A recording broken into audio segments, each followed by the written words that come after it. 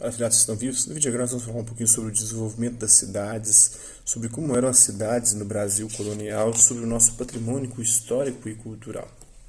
Para muitos historiadores, a colonização do Brasil foi, em grande parte, um empreendimento urbano, apesar da economia da colônia ter se baseado na exportação de produtos rurais.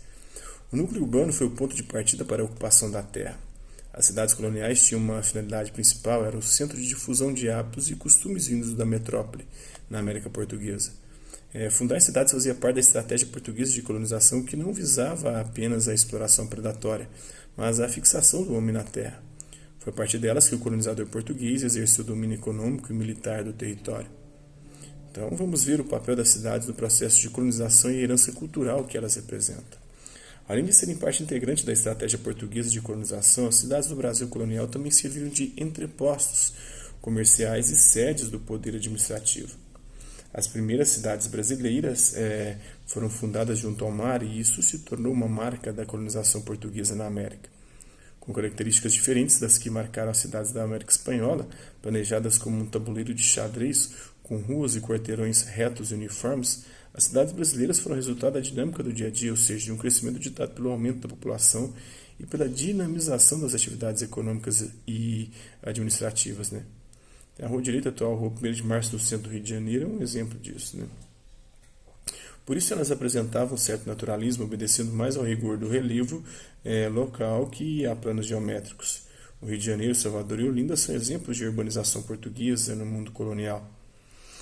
Embora a cidade brasileira desse período apresentasse certa desordem, em todas elas havia a presença do poder religioso, representado por igrejas e conventos de diversas ordens religiosas, e do poder metropolitano, expresso pela Câmara, pelas fortificações e pelo porto, caso estivessem no litoral.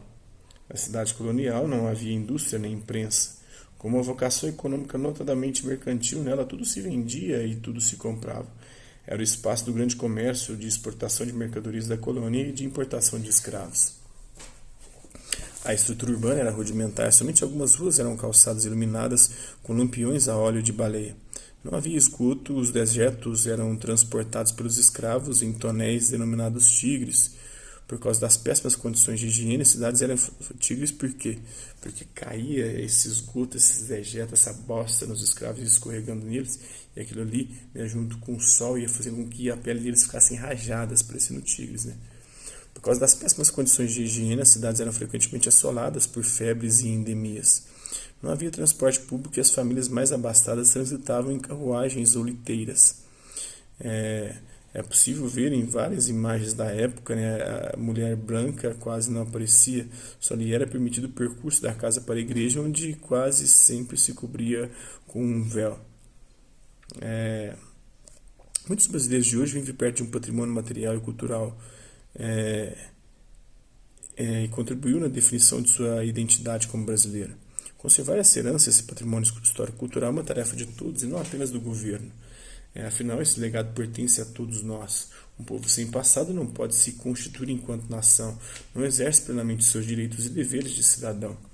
Para garantir a preservação desse legado, a Constituição brasileira reconhece alguns bens históricos e culturais como o patrimônio nacional. O censo realizado em 1991 registrou que 74% da população brasileira vive no meio urbano. Isso em 91, Hoje isso pode ter se acentuado ainda mais. Em 296 municípios existem bens tombados e calcula-se que um terço da população, ou seja, aproximadamente mais de 50 milhões de pessoas, tenha contato direto ou indireto com esses bens. Além disso, há 30 sítios históricos preservados pelo governo federal, que são bens tombados, são aqueles conservados e protegidos pelo governo, e o sítio histórico é o local onde ocorreu um fato importante. Então, ao longo de todo o Brasil, encontramos cidades que tiveram origem no período colonial, como São Luís, no Maranhão, Olinda e Recife, em Pernambuco, Salvador, na Bahia, Sabará, Mariana e Vila Rica, em Minas, São João del Rei, também em Minas, Rio de Janeiro, Paraty e São Vicente, em São Paulo. Então, espero que vocês tenham gostado do vídeo. Quem curtiu, dá um like, não curtiu, dá um dislike. Hasta la vista, até a próxima.